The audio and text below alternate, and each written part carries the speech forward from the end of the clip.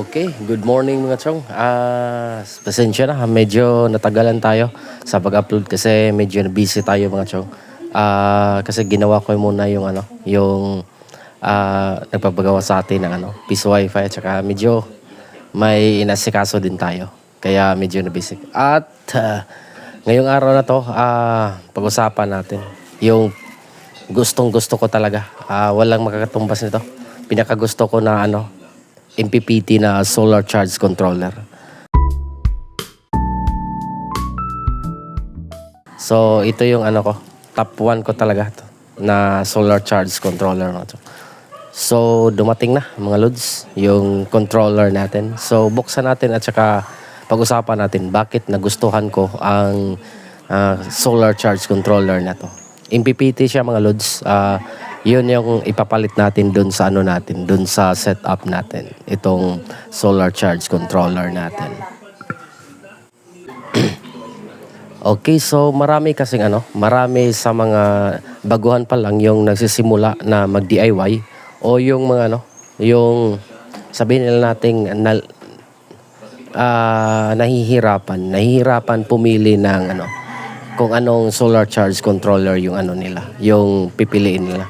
Kasi kadalasan sa mga baguhan na mag-DIY, yung solar charge controller talaga. Maraming nagkakamali dyan.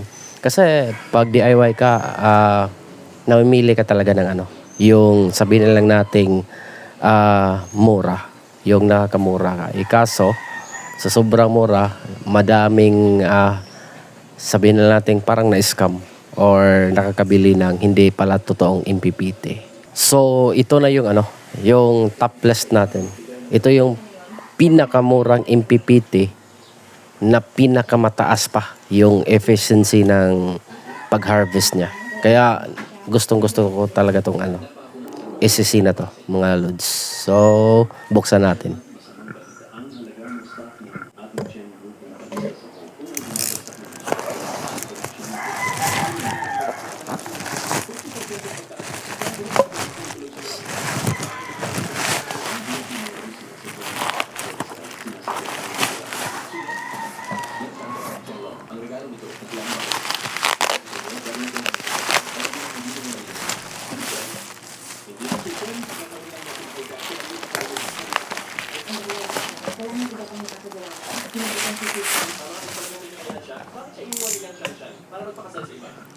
So, mayroon pala tayong dalawang Elejoy mga lods. So, yan, isa at saka ito. Sa setup ko pala, yung upgrade ko, dalawa yung pinagpipilian ko. Yung tatlo. One Solar, Zamdon at saka yung Elejoy. Okay. Yung Elejoy naman is maximum of 600 watts yung pinili ko. Pero yung One Solar at saka Zamdon, yung One Solar pag 24 volt system, maximum niya is 1,200 or 400 watts. Oh. And then yung Zamdon, the same. Pero yung price nila nasa 7,000. 7,000 to 7,500. Ito, maximum is 600 watts pero yung price range ng Elejoy is nasa 2,100 to 2,200 I think. So, mas pinili ko to kasi balang araw or pag magkapera ko, kasi bala ko tong yung isang Elejoy nakaharap sa east at saka yung isang Elejoy nakaharap sa west. Battery natin is nasa 43Ah lang, 24 volts system. So, dapat magamit ko ng sakto yung yung araw. Kaya ginawa kong dalawa.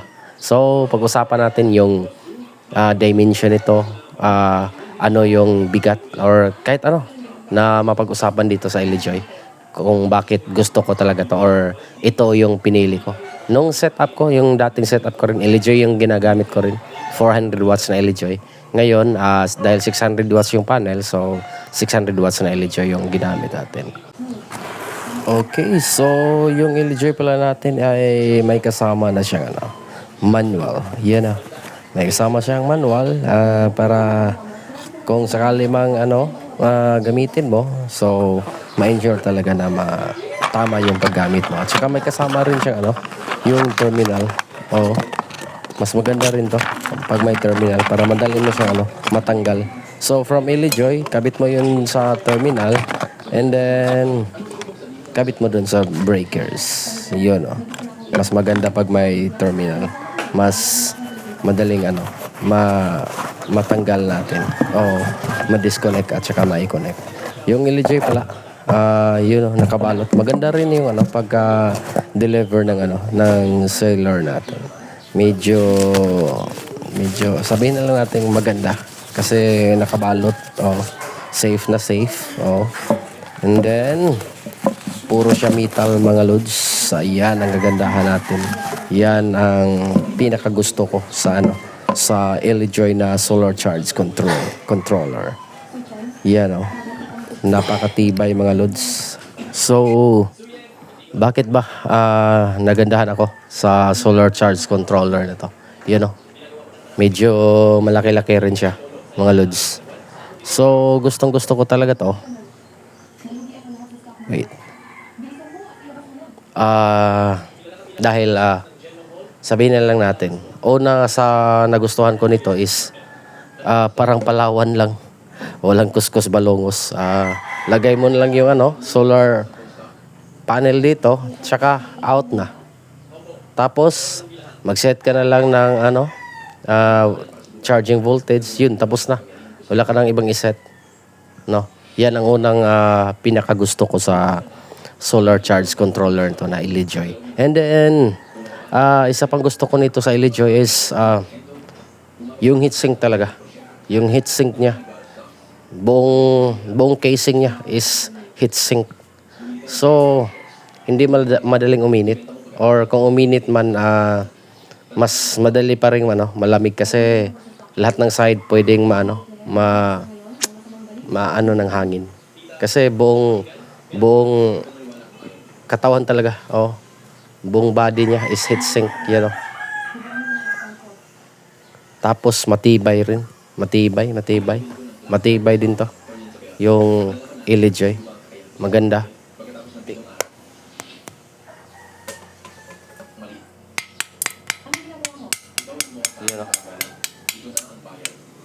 So, yan din gusto ko sa Ilijoy. Matibay talaga. Yun. Maliban sa yun na nga, mura din. Mura. Nasa 2,000 lang. Tapos 600 watts na. Yun, isa sa mga gusto ko. Heatsink. Maganda yung heatsink. Yung price naman, napakaganda. Murang-mura lang, pero true MPPT siya. Mataas pa yung efficiency. From 98, umaabot nga ng 100. Basta 98 to 100. Umaabot yung efficiency niya sa Ilijoy. Tapos, parang plug and play na rin. Yun ang kagandahan ng Ilijoy. Saksak mo na lang. Tapos, yun set ka na lang. And then, waterproof to. Kasi, tingnan natin. Dito sa Ilijoy? Dito. Ilijoy is EMD 600 watts yung model natin. And then, input voltage is from 17 to 85 volts. Output is step down. Since step down, 10 to 30 volts. Okay. So, pasok yung setup natin na 24 volt system. And then, yun lang. Connect to solar panel, then adjust the output, charge voltage, connect to battery, and then adjust voltage method. First, set the button, then press plus minus button to adjust, and then the output voltage. Yun lang. Napakadali. Walang kuskus balungos. Parang Palawan lang. Sana naman.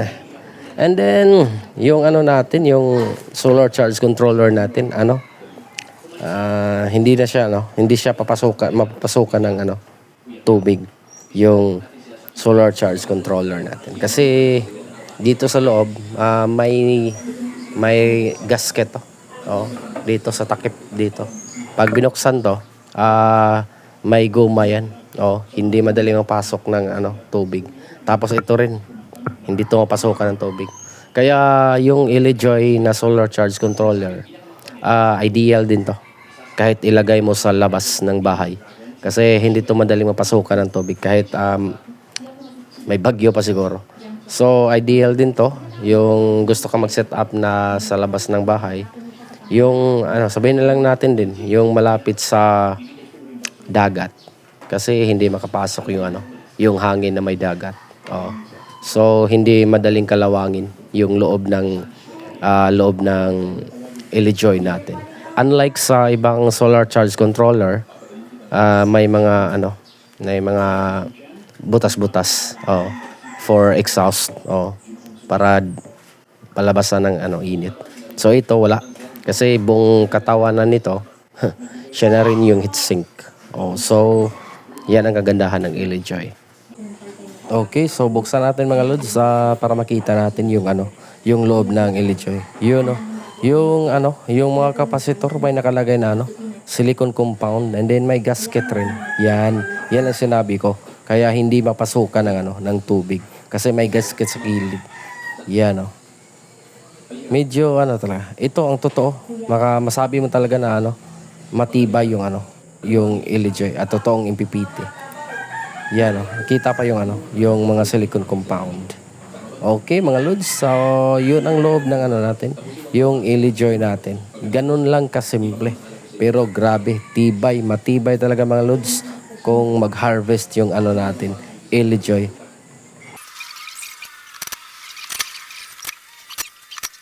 Okay, so yun mga lods. So sa mga sabihin na lang natin mga kaibigan natin dyan, mga ka-DIYers natin na nagsisimula pa lang or magsisimula pa lang, huwag kayong matakot bumili nito.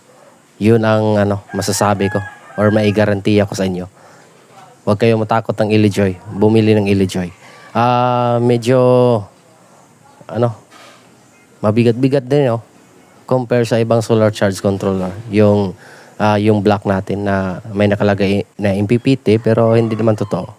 So ito yung totoong MPPT mga lods. So tingnan natin yung i-compare natin yan, yung output ng ILIJOY natin at saka yung output ng yung MPPT na black. Yung hindi naman, daming nagsabi na hindi yan totoong MPPT or true MPPT. So kung dumating kayo sa puntong ito mga lods, maraming salamat mga lods. Makihingi sana ako ng subscribe at saka like ng mga videos natin. Kung pwede naman, pwede rin pakishare para yung mga ka-DIYers natin dyan matuto rin. Basta palagi kong sasabihin, yung video na to is open for criticism.